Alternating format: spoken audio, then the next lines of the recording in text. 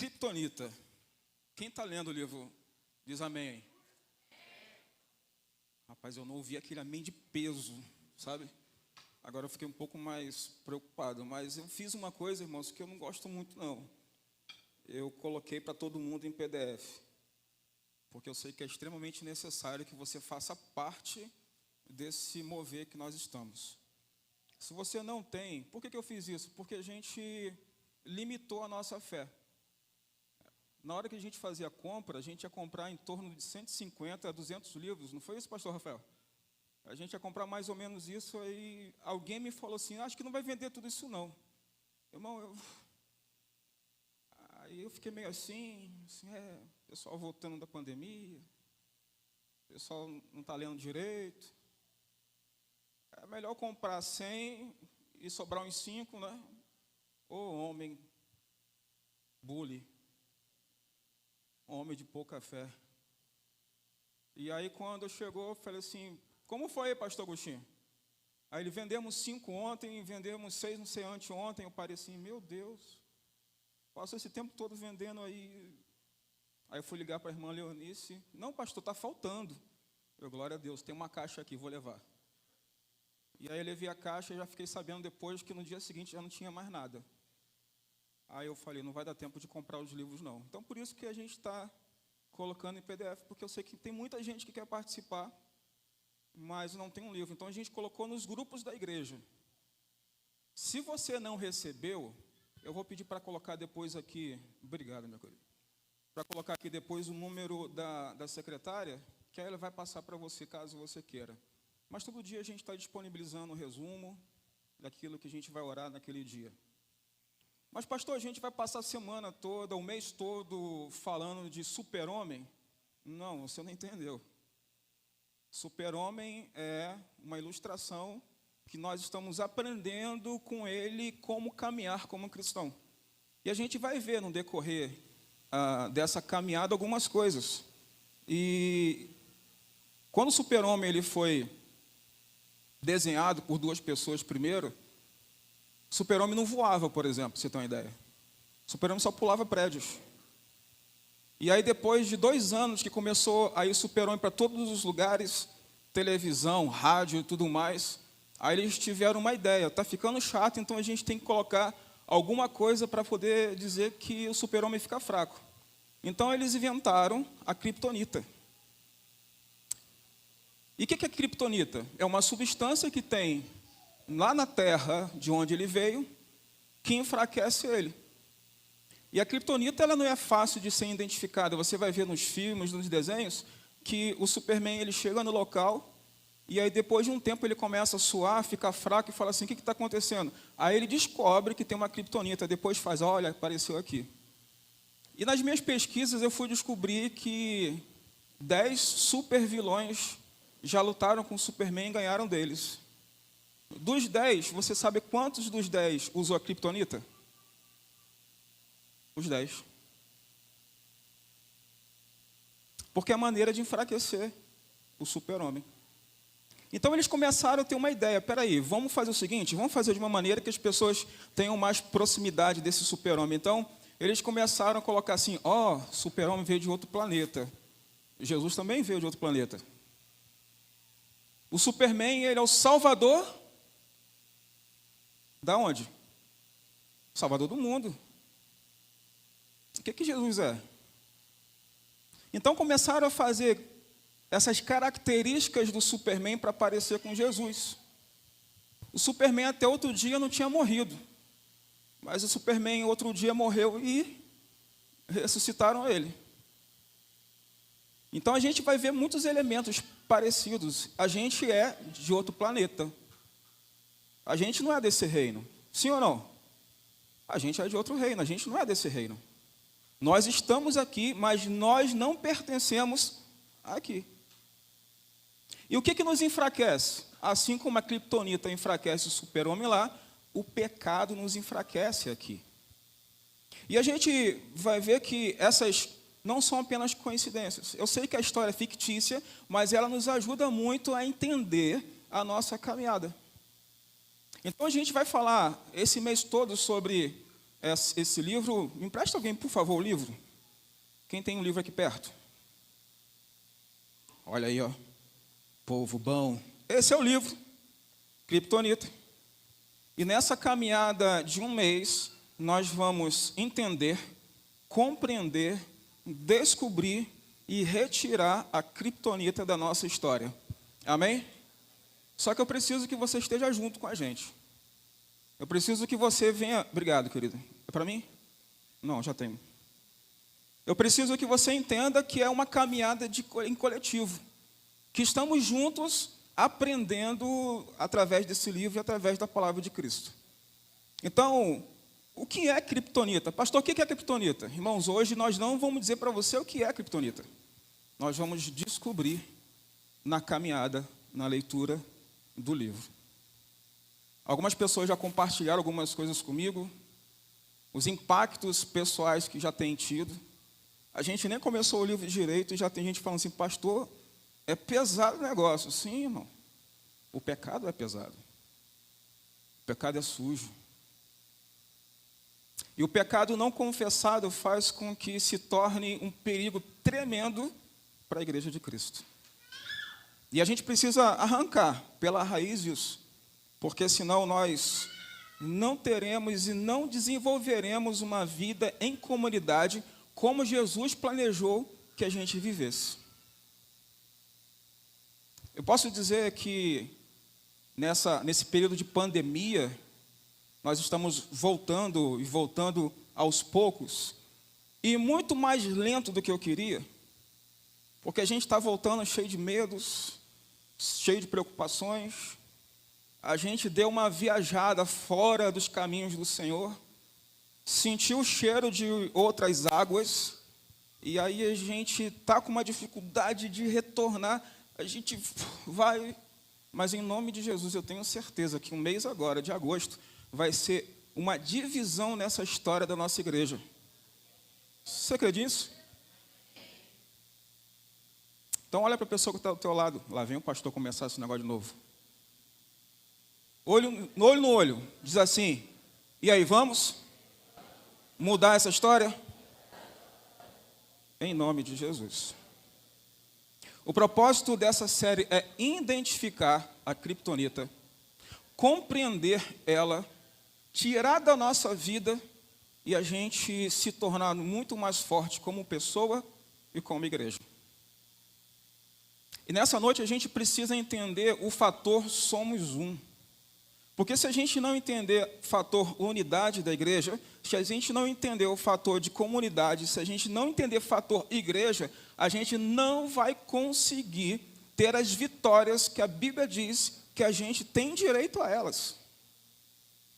Nós temos sido enganados como igreja há muitos e muitos anos pelo inferno. Tem colocado coisas na nossa cabeça através das mídias, através dos filmes, dos desenhos, tem feito com que os nossos adolescentes não compreendam mais direito o que é ser crente e o que não é. Está muito mais fácil as coisas hoje em dia do que antigamente. Quem tinha problema com pornografia muito tempo lá atrás, usava a revista da Avon, aquelas revistas que o pessoal do jornaleiro jogava fora, da Playboy. Tem um monte de gente olhando para minha cara assim, o que é isso? Meu amigo, você não tem o que é ideia da geração lá de trás, da década de 60, por aí. E hoje você tem um mundo na sua mão. Hoje você tem a possibilidade de fazer coisas boas e muitas possibilidades de fazer coisas ruins, porque o mundo está na sua mão. Você abre o site que você quiser hoje, você se alimenta daquilo que você quiser. Por falar em alimentar, que faz parte do processo, eu fui pesquisar brincando na internet, pastor marombeiro. É que tem um pessoal que está começando a brincar comigo com isso, né? Chegando em casa, vê whey, creatina, vê esse negócio assim, que é isso aí, pastor? Não, vou mudar de vida, você não tem ideia. Daqui a pouco eu vou chegar aqui, fazendo aqui um supino de 100 quilos de cada lado, para ver quem faz mais que eu, esse negócio todo, né? E aí eu fui procurar lá e encontrei um tal de Santiago, Personal Santiago. Acho que alguns já devem conhecer aí. É um cara que ele fala parecendo um pastor. Já viu? Gente, é muito engraçado. Mas tem uma frase que ele falou que é muito interessante. Tem muita gente que não consegue a vitória porque não tem força espiritual para encarar o processo. Você só vai ter vitória se você encarar o processo. Eu só vou conseguir ter o peso que eu quero se eu encarar o processo. Mas, irmão, é difícil quando alguém convida para ir em tal de... Como é que é? Carol Doce, irmã Delícia, irmã Rosimar Delícia. Alguém me chama para poder comer na casa, e quando eu chego lá, meu irmão, aquele banquete, olha assim, meu Deus. É difícil? É. Mas a gente não pode trocar aquilo que é prazer momentâneo pelo prazer eterno. A gente não pode olhar para o momento, a gente tem que olhar para o processo. Você não pode desistir daquilo que Deus chamou você para fazer. Você não pode desistir porque os outros disseram para você que não dá. Você não pode desistir porque a criptonita te enfraqueceu, mas você sabe que você tem a luz, o super-homem se fortalece por causa do sol, e nós temos a estrela da manhã que nos fortalece. Então a gente precisa compreender o que é prazer momentâneo, o que é prazer para a eternidade. E trocar aquilo que é momentâneo por aquilo que é eterno. A gente não tem ideia do poder que nós temos em nossas mãos. Quando Jesus está subindo, ele falou assim, descerá sobre vocês power. Essa é a palavra que está lá em Gênesis. Poder, força, dado pelo Espírito Santo de Deus, para que a gente possa ser testemunha dele para onde a gente for. Mas a gente esquece desse detalhe. Porque a gente olha para a força da criptonita, a gente olha para a força... Como é que é o nome do careca? Fugiu o nome dele agora. Lex Luthor. A gente olha, pô, cara inteligente. O diabo é inteligente, mas Deus é muito mais. A gente tem que tomar cuidado, pastor, com os demônios, porque 1/3 dos anjos caiu do céu acompanhando Satanás. Irmão, se for falar por matemática, então nós temos 2/3 dos anjos que estão acompanhando Jesus. Então a gente é mais do que vitorioso por causa disso. E a gente olha para as coisas de maneira muito mais negativa do que positiva. Quer ver uma coisa? Passe por uma tribulação e compartilha. Eu quero pedir oração. E aí a pessoa diz assim, vamos orar. Seja feita a vontade de Deus. Irmão, toda vez quando eu ouço essa frase, a impressão que eu tenho é que a pessoa está pensando mais ou menos assim. Senhor, eu quero uma Ferrari. Ô carro lindo aquela Ferrari. Imagina eu dirigindo uma Ferrari de óculos escuros. Está imaginando? Eu imagino isso há um tempão já. E aí, de repente, eu falo assim, Senhor, eu quero uma Ferrari. Aí alguém fala assim, vamos orar, para que Deus faça a vontade dele. Sabe o que está na cabeça da pessoa? Deus vai dar para ele um Fusca, 7,6, azul. Irmão, qual é a vontade de Deus? Só Ele sabe. Por que eu tenho que sempre olhar a vontade de Deus para a minha vida e para a vida dos outros como algo negativo? Eu tenho que entender que a vontade de Deus é boa, perfeita e agradável. Então vamos parar de olhar para as coisas de Deus como sendo sempre Ele querendo nos castigar. Deus quer que a gente cresça. As provações são para a gente crescer. E tem gente reclamando das provações. Irmão, não reclame das provações. Agradeça a Deus porque você está no meio dela. Porque quando terminar, você será muito mais forte do que quando você começou. E mais, você vai poder ajudar pessoas que estão passando por aquilo que você já passou. No processo da criptonita, do livro que a gente leu, dos capítulos que a gente já leu, e se você não leu, você vai dizer, não dá tempo, não dá sim, irmão. Começa hoje, lá com o PDF, se você não tem, aí depois você vai lendo um capítulo anterior, mas faça. Porque eu tenho certeza que Deus vai mudar a sua história. Quando nós nos tornamos filhos de Deus, porque, irmão, uma mentira do diabo é todos nós somos filhos de Deus. Não. A Bíblia diz que nós nos tornamos filhos de Deus quando nós entregamos a nossa vida a Jesus. E olha que interessante. Quando nós entregamos a nossa vida ao Senhor Jesus, nós somos selados com o Espírito Santo de Deus e por causa disso, nós ganhamos atributos de Deus. São os atributos que Deus se deixa entregar a nós. E aí existem algumas promessas da Bíblia que fala que nós teremos a natureza divina, porque você tem o Espírito Santo dentro de você. Você é o templo do Espírito Santo de Deus. Ele habita em você. Agora basta que você entenda que você precisa de processo. Porque o texto fala assim: enchei-vos do Espírito. É uma ação. Eu preciso fazer. Eu preciso correr. Não é Deus que vai chegar simplesmente e vai botar a mão, foi. Ele pode fazer isso? Pode. Mas é o processo. É o dia a dia, é a caminhada, é estar com Ele, é estar em oração, é estar em comunidade. A gente aprende muito mais ser igreja dentro da igreja do que fora dela. Mas Deus também, Ele coloca em nós o seu atributo altruísta. É melhor dar do que receber. Você acha que no mundo isso é normal? As pessoas que não têm Cristo, quando ouvem um negócio desse, que maluquice. Mas hoje, os grandes gurus estão dizendo assim, é muito importante que quando financeiramente você comece a crescer, você comece a ajudar as pessoas financeiramente. Dizem ou não dizem? Para que você possa manter a sua humanidade. É melhor dar do que receber. Quando eu dou, eu me alegro, porque eu estou dando e eu estou sendo transformado. Poder sobrenatural. Irmão, isso aqui é uma das coisas que a gente perdeu o entendimento disso. Você acredita em milagre?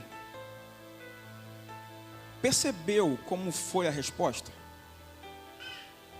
Eu não sei se é porque você demorou a entender a pergunta, mas na verdade a gente diz que acredita em milagres, mas quando a gente vê milagres, a gente duvida. Quinta-feira, se você não veio, você perdeu. Nossa irmã fez aqui o testemunho a respeito do que Deus fez na vida dela. E alguém poderia dizer assim, não, mas a ciência pode provar isso. Irmão, a ciência pode provar o que ela quiser, mas é milagre. A ciência pode provar que tem como você transformar água em café? Não, água em vinho? Tem. Tem um cientista que disse que existe a possibilidade. Mas para que faça essa transformação, precisaria da energia suficiente de 3 sols, como o que a gente tem no nosso Sol no sistema solar. Provou que dá para fazer? Provou. Então faz. Então transforme aí, já que a ciência diz que pode. Milagre não se explica. Milagre se vive, milagre se acredita. Segurança, bem-estar, sabedoria divina. Sabe quando você vai falar alguma coisa e você tem a certeza e convicção que não foi você que disse, que foi Deus? Quando você está fazendo aconselhamento, quando alguém está orando com você, irmão, isso é o próprio Deus que faz em nós. E a gente está perdendo essa perspectiva como igreja. A gente está querendo dar respostas psicológicas, respostas filosóficas, respostas científicas para aquilo que é fé. A gente perdeu a perspectiva. O mundo está fazendo com que a gente não mais viva como igreja. Como assim, pastor? Eu vou te falar algumas coisas. Por exemplo, aquela frase do normal. Irmão, a frase normal é demoníaca. Não, isso é normal. Não, isso pode. Não, a igreja não faz. Não, que nada, isso daí é usos e costumes da igreja. Alguém entrou em contato comigo de um outro estado. Decepcionada porque chegou na igreja utilizando uma determinada coisa. Eu estou tentando falar de uma maneira que não fira a ética aqui. E aí veio ligar para mim. Pastor Daniel, eu quero conversar com o senhor, porque o senhor é uma pessoa assim, de cabeça bem aberta. Uau, lá vem coisa. Quando alguém começa assim, meu amigo, lá vem pancada. Não, porque eu cheguei na igreja, eu estava usando tal coisa e o pastor reclamou. Você está em qual igreja? Estou na igreja assim. Tá, mas nessa igreja, isso aí faz parte da igreja. Não é? É. Você é dessa igreja? Sou. Então você tem que fazer o que a igreja diz que tem que fazer. Não, mas na sua igreja pode, não pode? Sim. Então você faz o seguinte, você pega as suas coisas, faz uma mudança, vem morar aqui em Canaã, que aí você usa aqui, porque aqui pode, lá não. A gente precisa entender que o mundo quer colocar as coisas para a gente de uma maneira que a gente fique brigando entre a gente. Porque o que é uma batalha espiritual? É a tentativa do diabo fazer com que a gente não lute contra ele. É a tentativa do diabo fazer que a gente perca tempo em coisas menores e entre a gente não decida atacar ele. Porque o melhor, no basquete, qual a melhor defesa? É o ataque. Então o diabo ele fica atacando o tempo todo, mas a Bíblia fala que quem tem que fazer isso é a gente. Porque as portas do inferno não vão prevalecer contra a igreja de Cristo. É a igreja que sai. E o que nós estamos fazendo? Parado esperando ser abatido. Ontem eu fiquei chateado, fui dormir tarde. Fui assistir a luta do Marreta na UFC. Se não, hoje, dessa vez, ele vai conseguir voltar, né? Ele fez aquela operação depois do John Jones. Aí, o tempo todo ele ficava com a cara parada e só levando soco direto. E aí o narrador falou assim, cara, mexe a cabeça e tal. Assim, cara, a gente está exatamente assim como igreja. A gente está de cara e fala assim pro diabo, pode bater à vontade. Eu aguento. Irmão, não é assim que funciona. É ao contrário, é a gente que tem que ir. É a gente que tem que se movimentar. É a gente que tem que sair da nossa zona de conforto e falar assim, o mundo está esperando por mim. Porque se eu não fizer, aquela pessoa que está esperando por mim não vai ter um encontro com Jesus. Deixa eu brincar aqui, vou fazer igual o pastor Edson. Ei! Você está acordado ou está dormindo? Você está no balão de oxigênio ainda da pandemia? Ou você já decidiu sair, acordar e lutar? Ou a criptonita está te enfraquecendo? Como é que você está hoje?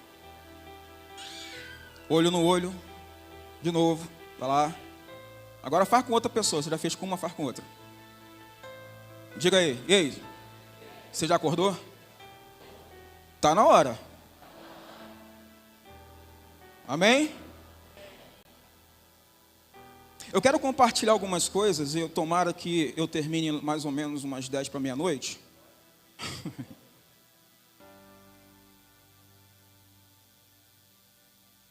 Eu quero pedir que você abra sua Bíblia, seu celular, seu tablet, mas marque esse texto.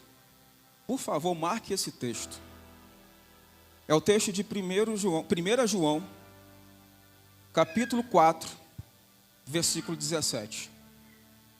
1 João, capítulo 4, versículo 17.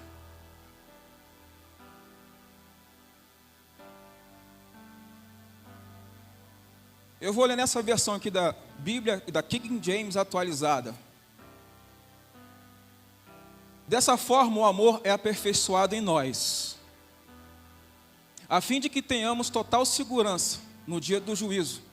Pois assim como Ele é, nós, semelhantemente, somos nesse mundo. O que esse texto está dizendo?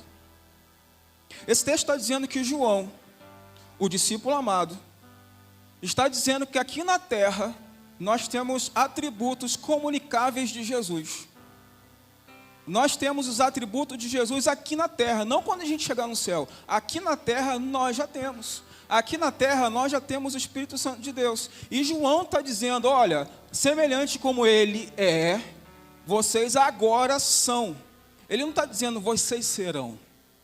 No futuro, quando chegar no céu, será. Ele está colocando no presente, está dizendo agora. E o que está acontecendo com a gente? A gente está permitindo que a criptonita atrapalhe tanto a nossa vida, que a gente não está conseguindo viver isso. A gente está permitindo tanto que nessa batalha espiritual, a gente está permitindo Satanás vencer. A gente está deixando que essa criptonita que a gente vai identificar, atrapalhar e enfraquecer a nossa vida, a nossa caminhada como crente, como discípulo de Jesus, mas principalmente como igreja. Irmão, eu não sei como é que você é, qual o seu dom, como que você se sente no corpo de Cristo. Mas eu já falei aqui algumas vezes e eu acho que nessa noite vale a pena repetir, porque tem muita gente nova. Giovanni, estou autorizado, Giovanni? Posso repetir isso? Obrigado. Giovanni é meu assistente para esses assuntos. Irmão, você faz parte do corpo de Cristo? Sim ou não? Você tem certeza disso? Então eu quero pedir, por favor, que você fique em pé. Bota suas coisas na cadeira aí. Fique em pé, mas de mão vazia.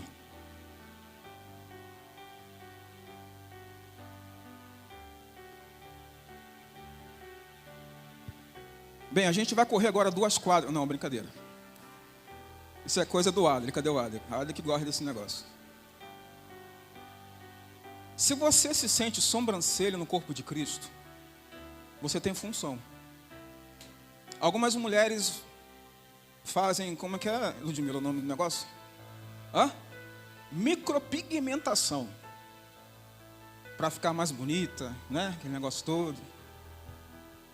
Tem gente que acha que a sobrancelha só tem esse efeito.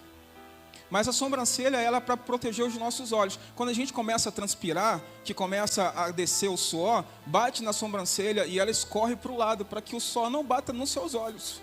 Então, tudo no nosso corpo tem função. Aí tem médico que fala assim para mim, o apêndice não tem função, pastor, você sabia disso? Irmão, eu não sou da área de medicina, mas se Deus colocou lá, ele tem função. Talvez o pessoal não entendeu, mas ela tem função. Porque se não tivesse, não estaria ali. Mas talvez você diga assim, não, pastor, eu me sinto o dedinho mindinho do pé, ninguém nem faz falta, nem sente falta dele. Irmão, experimenta bater na quina da porta. Eu não sei o que acontece, que depois que a gente bate na quina da porta, vira um imã. Quando você machuca, todo mundo vai na direção do seu dedo mindinho do pé que está machucado. Primeira coisa que a pessoa fala, e aí, tudo bem? Aí pisa no teu pé. Sim ou não? Agora faz o seguinte, bota os seus pés em diagonal com os seus ombros. Ok? Agora, sem você mexer quadril nem nada, você faz assim com o corpo, ó, pro lado. A primeira coisa que você sente é o dedo mindinho do pé. Se você fizer o contrário, é a mesma coisa. Ele vai lá e se estabiliza. Você sabe por quê? Porque a função do dedo mindinho do pé é dar estabilidade ao corpo. Ele tem função. Se você se sente a sobrancelha no corpo de Cristo, ou se você se sente o dedinho mindinho do pé, você tem função no reino. Se o dedo sente dor, o corpo sente dor. Se você não tem sobrancelha, vai cair suor nos olhos, o corpo todo vai sentir, porque vai fechar os olhos, você pode tropeçar e se machucar. Você tem função no corpo de Cristo. E o corpo de Cristo precisa ser em unidade. Se você está machucado, está doendo, todo mundo vai sentir. O que isso significa? Que a gente precisa olhar para o lado, para os nossos irmãos, e dizer assim, estou aqui. Se você precisar de mim, estou aqui. Mas para aquilo, por causa do que acontece no mundo, a gente tem medo de falar dos nossos corações, do que a gente sente, porque a gente vai ser julgado pelo mundo. Mas aqui na Igreja Batista Nova Esperança, quando você abre o seu coração, nós estamos dispostos a te ajudar a melhorar. Poder sentar, querido.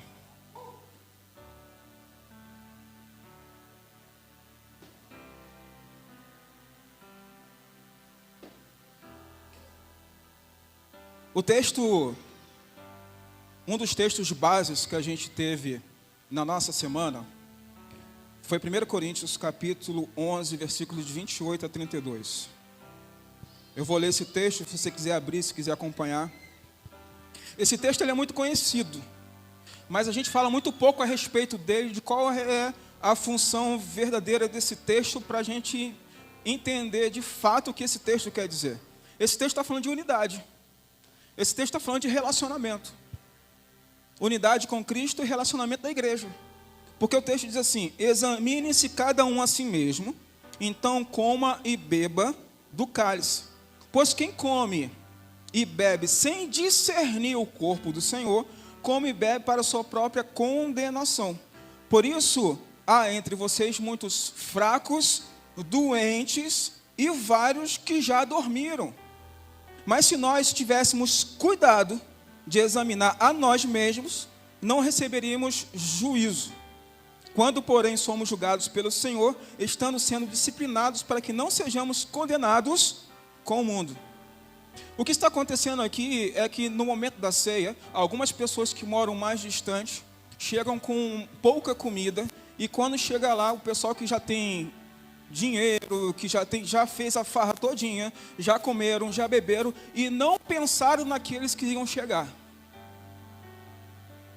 Sabe aquela história que quem come por último se dá mal? Porque geralmente é assim. Você vai num restaurante que abre meio-dia, você nunca vai chegar 2 horas da tarde. Porque se você chegar lá, a comida acabou. A gente teve que mudar a nossa mentalidade nas nossas células para entender que a pessoa mais importante depois de Jesus na célula são os nossos convidados. Então essas são as primeiras pessoas que precisam fazer parte ali do momento da comunhão. A gente precisa pensar no outro. E o que está acontecendo com a igreja em Corinto? Eles não estavam pensando no outro. Eles estavam pensando neles mesmos. Eles comiam, se embriagavam.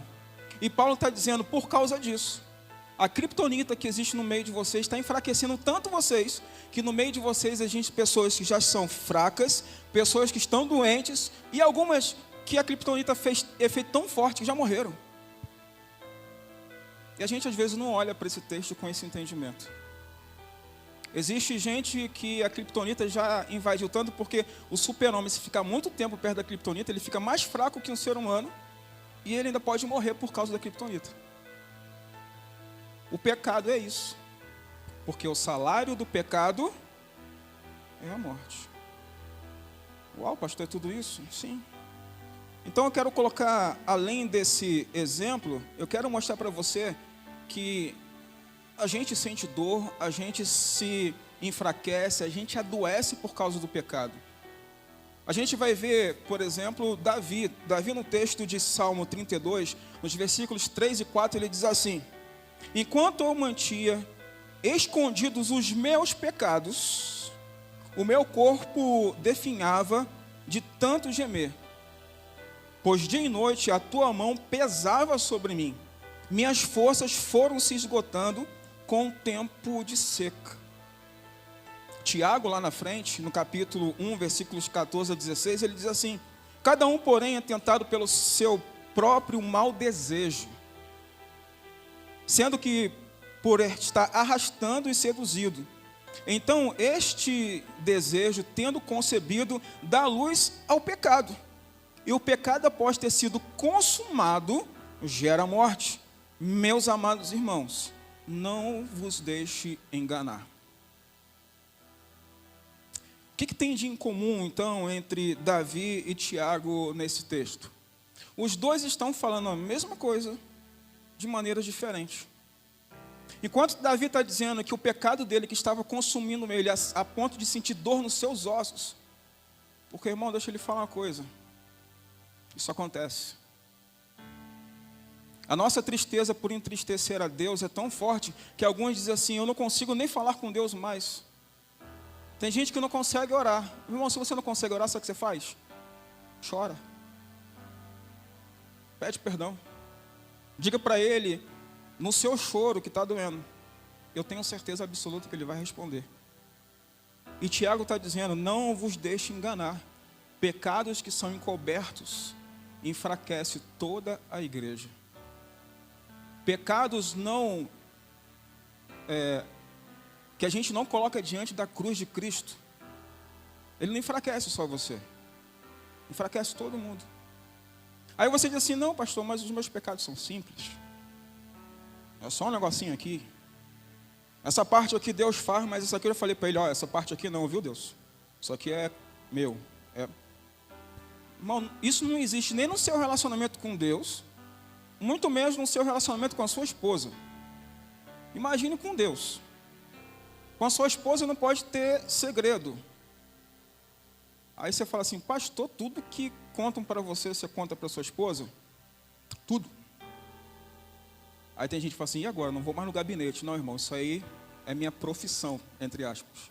Aquilo que é contado no gabinete, eu não posso contar para ela, a não ser que a pessoa diga, pode contar para ela. Se me disser, eu conto.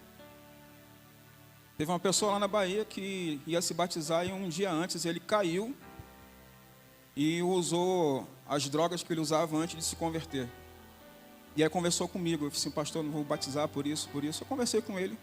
No dia do batismo, minha esposa toda alegre, contente, falou, e aí, tá, você... não, eu não vou batizar não, hoje o pastor já lhe falou, né? Aí ela olhou para ele e falou assim, não. Aí ele olhou para mim, você não falou para ela? Assim, não, você falou comigo no gabinete. Eu tenho um segredo com minha esposa, entre aspas, profissional, tenho. Mas aquilo que se diz entre eu e ela, não.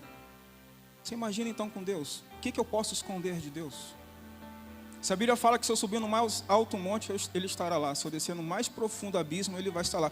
Para onde eu for, a tua destra, então não existe maneira de eu pecar sem Deus saber. Ele sabe de todas as coisas. E Ele está vendo todas as coisas. Não como um Deus tirando, mas um Deus de amor que quer te ajudar a mudar e restaurar a sua vida. Então a gente vai ver que acontece algumas coisas que a gente não tem dimensão a respeito desses pecados em que a gente não resolve. A gente fala assim, pastor, mas é mesmo que o corpo todo sofre? Irmão, esses esportistas de alto desempenho, às vezes eles falavam uns negócios e eu achava que era brincadeira. Teve um jogador que falou que ele teve um estiramento por causa de uma cárie. Assim, meu, para com isso. E depois eu fui descobrir que isso é verdade. Eu fui lembrar que lá na época que eu fazia taekwondo, o professor ele disse que se a gente tinha que ir no dentista para saber se tinha cárie, porque podia atrapalhar a nossa elasticidade na hora da luta.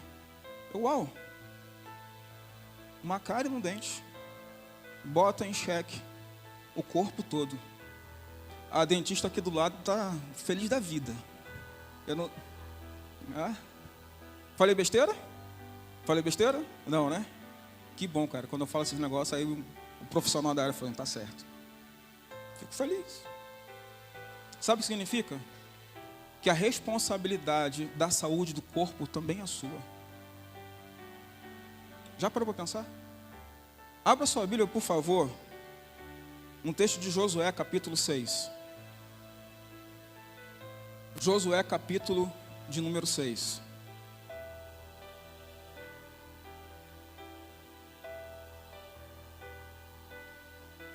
Eu vou ler os versículos 17 a 19.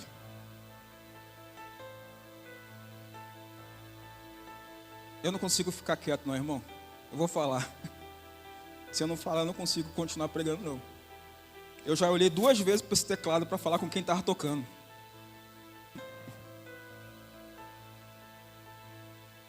Eu estou aqui, aí tá, não sei o que lá. Eu olhei assim, não tem ninguém não. Daqui a pouco eu fui falar, na hora que eu virei, assim, cadê o Aldo? Meu Deus do céu, vamos lá.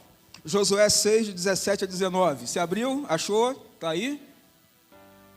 A cidade, contudo, o que nela existia, será consagrada ao Senhor, para destruição. Somente a prostituta Raabe e todos que estão com ela em sua casa serão poupados, pois ela escondeu os espiões que enviamos. Mas fiquem longe das coisas consagradas. Não se apossem de nenhuma delas, para que não sejam destruídos. Do contrário, trarão destruição e desgraça ao acampamento de Israel. Traga toda a prata e todo o ouro, todos os utensílios de bronze e de ferro, e são consagrados e pertencem ao Senhor, e deverão ser levados para o tesouro. Quando o povo de Israel vai diante da luta, da guerra que eles vão agora travar nesse texto, nos versículos anteriores, a gente vai ver que eles ganham, tem uma vitória, e essa vitória não teve uma pessoa que morreu, uma pessoa que se feriu, por causa da obediência. Deus falou para eles de como eles deveriam fazer, e eles obedeceram e fizeram, e ganharam uma das maiores nações da época. É mais ou menos como se a Argentina entrasse em guerra contra os Estados Unidos e ganhasse. Foi isso que aconteceu aqui nesse momento. Eles ganharam.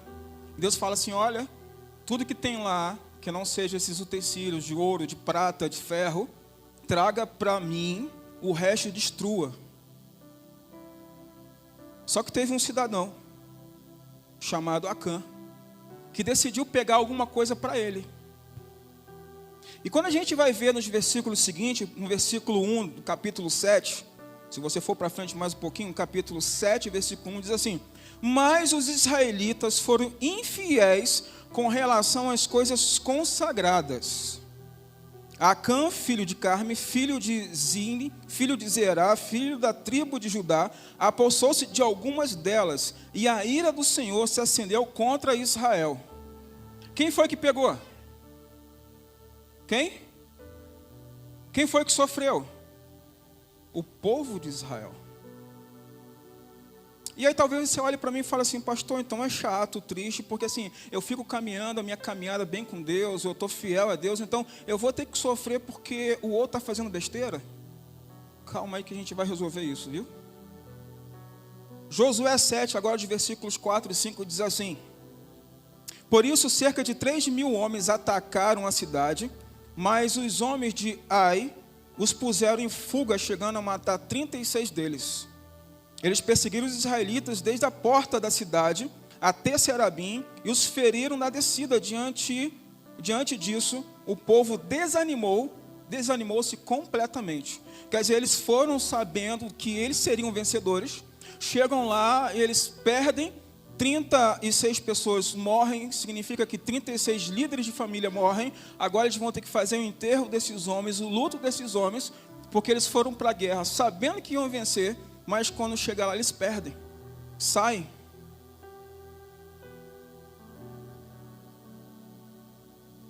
Agora nos versículos 10 a 12. O Senhor disse a Josué: levanta-se, porque você está aí prostrado. Irmão, deixa ele falar, a pandemia chegou? Chegou? Todos nós achamos que lá no início de 2020, março de 2020, vai ser rapidinho. Irmão, tem um vídeo meu, eu disse, meu Deus do céu, eu tirei do ar, porque eu fiquei sem graça. Irmão, não se preocupem, a gente vai passar por esse momento, vai ser rápido, daqui a pouco a gente está resolvendo isso, que não sei o que e tal. Assim, uau, mais de 2 anos se passaram. Aí o Facebook fez questão de me lembrar que eu falei aquela besteira na época. Mas todos nós achávamos que isso ia acontecer. O que a gente decidiu então fazer depois? Abaixar a nossa cabeça? Né? Não tem jeito. Vacina, não vacina. O médico diz que pode, outro diz que não. O que eu vou fazer? Aí Deus fala para a gente, igual falou com Josué: por que você está prostrado? Olha mais uma vez para a pessoa que está ao teu lado. Hoje você vai falar. Diga para ele assim: por que você está prostrado? Levanta. Diz o texto então: Israel pecou, violou a aliança que eu lhe ordenei, apossou-se de coisas consagradas, roubou-as, escondeu e colocou junto de seus bens. Por isso os israelitas não conseguem resistir aos inimigos, fogem deles porque se tornaram merecedores da sua destruição. Não estarei mais com vocês, se não destruírem no meio de vocês o que foi consagrado à destruição. Uau! Eu no lugar de Josué falo assim: peraí, Deus, você está dizendo aqui que o povo pecou? Você está dizendo que a gente se apossou de coisas? Não estou sabendo. Me senti como Josué. Pastor, você está sabendo de tal coisa assim, assim? Não, pastor, já tem mais de 3 meses. Não, eu sou sempre o último a saber, não se preocupe com isso. E aí Josué, e agora? Quem é que pecou? Quem foi que pecou? Quem? O povo de Israel. Ah, pastor, mas hoje em dia a gente tem que entender que a Bíblia fala, assim, a salvação individual, aquele negócio todo. Irmão, você faz parte do corpo. Nas Forças Armadas, que essa semana a gente falou sobre isso no livro, nas Forças Armadas fala assim, quando um sofre, todos sofrem. Nas Forças Armadas, assim, mexeu com um, mexeu com todos. Gente, não se preocupe com relação à idade. Quem tem aí mais ou menos uns 40 anos, 45 anos, fala assim, amém. Foi pouco. Hoje em dia não se tem muito isso, mas na nossa época de moleque, era mais ou menos assim, fale mal de quem você quiser, menos da minha. Aí você está lá com seus irmãos na rua, a gente era chamado de Dan Viego. Daniel, Davi e Diego, tinha até uma escola com esse nome, Dan Viego. Era assim, não mexe com nenhum deles porque os outros vêm. Porque se mexer com um, mexeu com todos. Então era assim, mexer com o irmão mais novo, vem todo mundo. Era assim que funcionava. Na escola era a mesma coisa. Na escola, no teu grupinho, se alguém mexesse com o teu grupinho, meu amigo, deu confusão, né? Aí eu comecei a praticar jiu-jitsu. Aí eu descobri uma família que se chama jiu-jitsu. Rapaz, você não tem ideia da unidade que tem esse grupo. Se a igreja tivesse a unidade que o pessoal do povo do jiu-jitsu tem, a gente ganhava o mundo. Por que eu estou dizendo isso? Porque a gente sabe que a gente precisa ser um. A gente entende que é bíblico. A gente sabe que é mais forte. Mas a gente não quer viver assim. Mas no dia que a gente viver assim, mexeu com um, mexeu com todos. O meu dedinho do pé está doendo, vamos todos juntos ajudar. Se a gente viver assim, a gente ganha essa cidade. A gente ganha esse estado. A gente ganha esse país. A gente ganha um mundo. Porque a Bíblia fala que a nossa missão é ganhar um mundo. Mas pastor, você falou daquele negócio lá atrás, da questão de pecado do irmão, e eu como é que fico?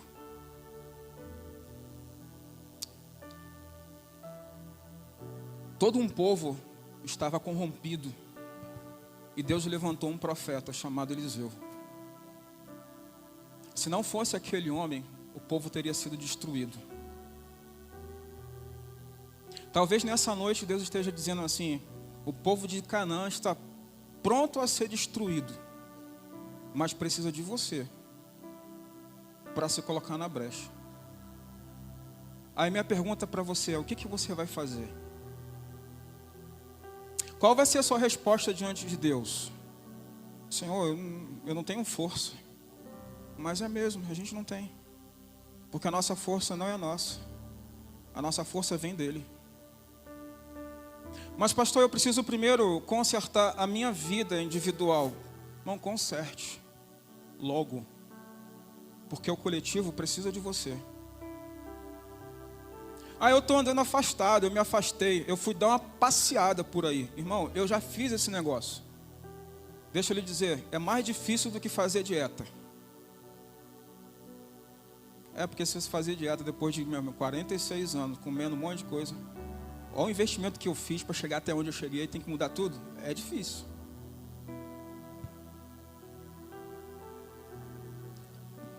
Foram entendendo, você viu, né? Mas é difícil voltar, eu acredito, eu concordo com você. É difícil voltar sozinho. Mas aqui tem uma igreja que vai te ajudar a fazer isso. Porque você não está sozinho. A não ser que você queira. A não ser que você decida. A não ser que você diga assim, eu não quero. Enquanto você disser eu não quero, não tem como Deus invadir o seu coração. Mas Ele vai dizer o tempo todo, estou aqui como o pai do filho pródigo, esperando você tomar a decisão. E a pergunta é, qual é a sua decisão? É descobrir qual é a criptonita da sua vida e tirar fora ou deixar como está? Eu não lembro qual foi o dia que eu disse isso e vou falar novamente aqui, porque eu acho que foi num grupo menor. Para que Jonas desobedecesse a Deus, ele não precisava mudar de lugar. Deus falou assim, eu quero que você vá pregar em Nínive. Aí ele fala assim, não vou, bastava ele ficar. Mas ele pega uma embarcação para fazer o quê? Fugir de Deus. Irmão, desobedecer a Deus Eu não preciso fugir, eu posso desobedecer a Ele, é só não fazendo. E Ele está te chamando para fazer, e não é de agora. Mas hoje é a noite da decisão. Hoje é a noite de você dizer assim, não, eu quero vencer. Eu quero mudar essa história. Eu quero fazer com que a minha vida agora seja, de fato, de verdade, para as pessoas, uma referência do reino de Deus. De fato e verdade, como igreja, a gente vai dizer para o mundo como é ser igreja. Porque a gente só mostra para o mundo como ser igreja por causa da unidade da igreja. Enquanto Deus colocar no nosso meio a maneira da gente não ter unidade, o mundo não vai reconhecer a gente. E não adianta vir cantar música bonita, ministério de louvor maravilhoso, palavra maravilhosa, igreja bonita, ar-condicionado. O que mais que a gente vai fazer, Wagner? A gente vai colocar um monte de coisa aí, né? Não adianta fazer tudo isso se a gente não tiver unidade do corpo de Cristo. Decida nessa noite colocar o pecado de estimação seu para fora. Decida nessa noite perdoar. Mas principalmente decida nessa noite pedir perdão. Porque só assim a gente vai ver Deus agir na nossa vida e através das nossas vidas. Eu quero chamar o pastor Agostinho e a equipe do Ministério de Intercessão. O Ministério de Louvor já pode subir. Irmão, eu não sei o que se passa no seu coração. Eu não sei quais são as suas fraquezas. Eu não sei qual é a sua criptonita. Do livro a gente vai descobrir na caminhada. Eu não sei se você precisa pedir perdão ou você precisa exalar perdão. Eu não sei qual é a sua fraqueza. Mas Deus sabe de todas as coisas. A gente não é uma igreja que aponta. A gente é uma igreja que abraça para te ajudar a melhorar. Pastor, a gente erra. Meu amigo, tu não tem ideia de como a gente erra. Mas a gente precisa errar como Davi erra, não dos erros que ele cometeu, mas como o coração dele era. Porque ele reconhecia e mudava. E a gente precisa ter o coração quebrantado, a ponto de mudar a nossa perspectiva e mudar a nossa relação com Deus, pedindo perdão para Ele, sendo uma pessoa melhor, porque o Espírito Santo de Deus faz isso com a gente. O Ministério de Louvor vai fazer um instrumental enquanto a gente ora. Você vai no seu lugar onde você está, você vai baixar a sua cabeça, você vai falar com Deus. Vai ser alguns minutos do seu TSE aqui nessa noite. Você vai dizer para Deus as coisas que têm passado no seu coração, as suas fraquezas, o que você precisa para poder mudar tudo isso. Então comece a orar onde você está. E aqui na frente estão as pessoas que fazem parte do Ministério de Intercessão da igreja. Pensa numa coluna maravilhosa, porque se essa coluna aqui cair, a igreja cai. Então a primeira coisa que eu preciso pedir para você é que ore pelo pastor.